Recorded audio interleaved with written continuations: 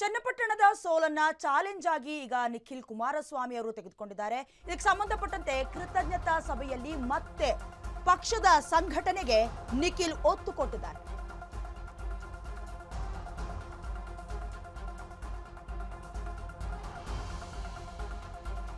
ಮುಂದಿನ ಚುನಾವಣೆಯಲ್ಲಿ ಗೆದ್ದೇ ಗೆಲ್ತೇನೆ ಅನ್ನುವಂತ ವಿಶ್ವಾಸವನ್ನು ಹೊರಹಾಕಿದ್ದಾರೆ ನಿಖಿಲ್ ಕುಮಾರಸ್ವಾಮಿ. ಜೆಡಿಎಸ್ ಕಾರ್ಯಕರ್ತರಿಂದ ಪಕ್ಷವನ್ನ ಬಲವರ್ಧನೆ ಮಾಡ್ತೇನೆ ಅನ್ನುವಂತ ಹೇಳಿಕೆಯನ್ನ ಕೊಟ್ಟಿರುವಂತದ್ದು. ಮುಂದಿನ ಬಾರಿ ಫೀನಿಕ್ಸ್ ಪಕ್ಷಿಯಂತೆ ಎದ್ದು ಬರ್ತೀನಿ ಅಂತ ಸೂಚನೆಯನ್ನ ಕೂಡ ಕೊಟ್ಟಿದ್ದಾರೆ. ಡಿಕೆ ಬಣಕ್ಕೆ ಪರೋಕ್ಷವಾಗಿ ಟಕ್ಕರನ್ನ ಕೊಟ್ಟಿದ್ದಾರೆ ನಿಖಿಲ್ ಕುಮಾರಸ್ವಾಮಿ. ಚನ್ನಪಟ್ಟಣ ಸೋಲನ್ನ ಚಾಲೆಂಜ್ ಆಗಿ ನಿಖಿಲ್ ಕುಮಾರಸ್ವಾಮಿ ಅವರು ತೆಗೆದುಕೊಂಡಿದ್ದಾರೆ.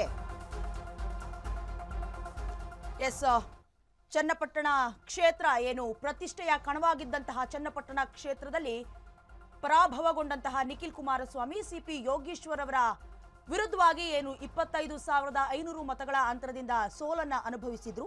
ತದನಂತರದಲ್ಲಿ ಎಲ್ಲೋ ಒಂದ್ ಕಡೆ ನಾನು ಪಕ್ಷಕ್ಕಾಗಿ ದುಡಿತೀನಿ, ಪಕ್ಷವನ್ನ ಕಟ್ಟೋದ್ರಲ್ಲಿ ನಾನು ನಿರತನಾಗಿರ್ತೀನಿ ಅಂತ ಹೇಳಿಕೆಯನ್ನ ಕೊಟ್ಟಿದ್ರು. ತದನಂತರದಲ್ಲಿ ಮತ್ತೆ ಈಗ ಚನ್ನಪಟ್ಟಣದ ಸೋಲನ್ನ ಚಾಲೆಂಜ್ ಆಗಿ ತೆಗೆದುಕೊಂಡಿದ್ದಾರೆ. ಕೃತಜ್ಞತಾ ಸಭೆಯಲ್ಲಿ ಮತ್ತೆ ಪಕ್ಷದ ಸಂಘಟನೆಗೆ ನಿಖಿಲ್ ಒತ್ತನ್ನ ಕೊಡ್ತಾ ಇದ್ದಾರೆ. ಅಂದ್ರೆ ನಿಖಿಲ್ ಚನ್ನಪಟ್ಟಣದಲ್ಲಿ ಇರಬೇಕು ಅನ್ನೋದು ಕಾರ್ಯಕರ್ತನ ಭಾವನೆ ಅನ್ನುವಂಥದ್ದು ಎಚ್.ಡಿ. ಕುಮಾರಸ್ವಾಮಿ ಅವರ ಈ ಹಿಂದಿನ ಹೇಳಿಕೆ. ಅಂದ್ರೆ ಏನು ಕೃತಜ್ಞತಾ ಸಭೆ ಅಂತ ಏನು ಹೇಳಲಾಗ್ತಾ ಇದೆ, ಈ ಸಭೆಯನ್ನ ನಡೆಸೋದಕ್ಕೆ ಎಚ್.ಡಿ. ಕುಮಾರಸ್ವಾಮಿ ಅವರು ಕೂಡ ನೇತೃತ್ವವನ್ನು ತೆಗೆದುಕೊಂಡಿದ್ದಾರೆ. ಹಾಗೆ ಕೆಲವೊಂದು ಹೇಳಿಕೆಯನ್ನ ಕೂಡ ಕೊಟ್ಟಿದ್ದಾರೆ. ಅಂದ್ರೆ ನಿಖಿಲ್ ಚನ್ನಪಟ್ಟಣದಲ್ಲಿ ಇರಬೇಕು ಅನ್ನೋದು ನಮ್ಮ ಪಕ್ಷದ ಕಾರ್ಯಕರ್ತರ ಭಾವನೆಯಾಗಿತ್ತು. ನಿಖಿಲ್ ರಾಜ್ಯದಲ್ಲಿ ಪಕ್ಷವನ್ನ ಕಟ್ಟಬೇಕು, ಈಗ ಪಕ್ಷದ ಕಂಪ್ಲೀಟ್ ಜವಾಬ್ದಾರಿ ಕೂಡ ನಿಖಿಲ್ ಕುಮಾರಸ್ವಾಮಿ ಅವರದೇ ಅಂತ ಅವರ ತಂದೆಯವರಾದಂತಹ ಎಚ್.ಡಿ. ಕುಮಾರಸ್ವಾಮಿ ಅವರು ಹೇಳಿದ್ರು. ಜೊತೆಗೆ ಸಾರ್ವತ್ರಿಕ ಚುನಾವಣೆಯಲ್ಲಿ ಕಾಂಗ್ರೆಸ್ ಸೋಲ್ತಾರೆ, ಬೈ ಎಲೆಕ್ಷನ್ ಸೋಲನ್ನ ಕಂಪ್ಲೀಟ್ ಆಗಿ ನನ್ನ ಹೊರೆ, ಅದು ನನ್ನ ಜವಾಬ್ದಾರಿ, ನಾನೇ ತೆಗೆದುಕೊಳ್ತೀನಿ ಅಂತ ಕೂಡ ಹೇಳಿದ್ರು. ಹಾಗೆ 4 ತಿಂಗಳ ಹಿಂದೆ ಅಭ್ಯರ್ಥಿಯ ಘೋಷಣೆ ಆಗಿದ್ದಿದ್ರೆ ನಮ್ಮ ಸೋಲು ಇವತ್ತು ಆಗ್ತಾ ಇರಲಿಲ್ಲ ಅಂತ ಹೇಳಿದ್ರು. ಜೊತೆಗೆ ಮುಂದಿನ ಚುನಾವಣೆಯಲ್ಲಿ ನಿಲ್ಲುವ ಸುಳಿವನ್ನ ಕೂಡ ನಿಖಿಲ್ ಕುಮಾರಸ್ವಾಮಿ ಅವರು ಹೇಳಿದ್ದಾರೆ. ನಿಖಿಲ್ಗೆ ಜವಾಬ್ದಾರಿ ಕೂಡ ಹೆಚ್ಚು ಮಾಡೋದಕ್ಕೆ ದಳಪತಿಗಳು ಪ್ಲಾನ್ ಅನ್ನ ಮಾಡಿಕೊಂಡಿದ್ದಾರೆ. ಸೋತ್ರು ಕೂಡ ಕ್ಷೇತ್ರದ ಜನರೊಂದಿಗೆ ನಿಖಿಲ್ ಅವರ ಒಡನಾಟ ತುಂಬಾ ಚೆನ್ನಾಗಿದೆ.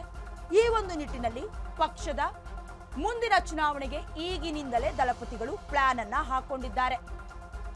ಮುಂದಿನ ಚುನಾವಣೆಯಲ್ಲಿ ನಿಂತ್ಕೊಳ್ತೀನಿ, ನಾನು ಗೆಲ್ತೀನಿ ಅನ್ನುವಂತ ವಿಶ್ವಾಸವನ್ನ ಕೂಡ ನಿಖಿಲ್ ಅವರು ಹೊರ ಹಾಕಿರುವಂತದ್ದು.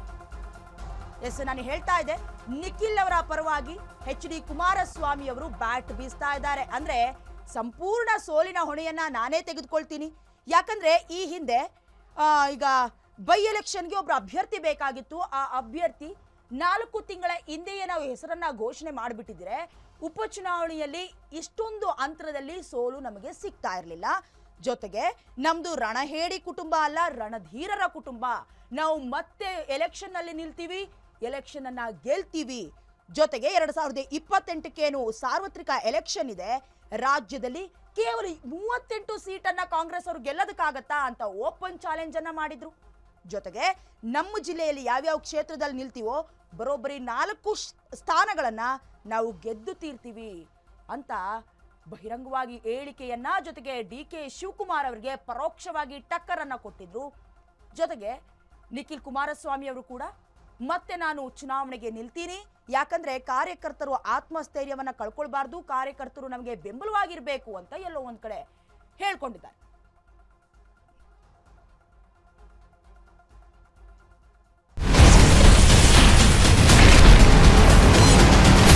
Ashwavega English News.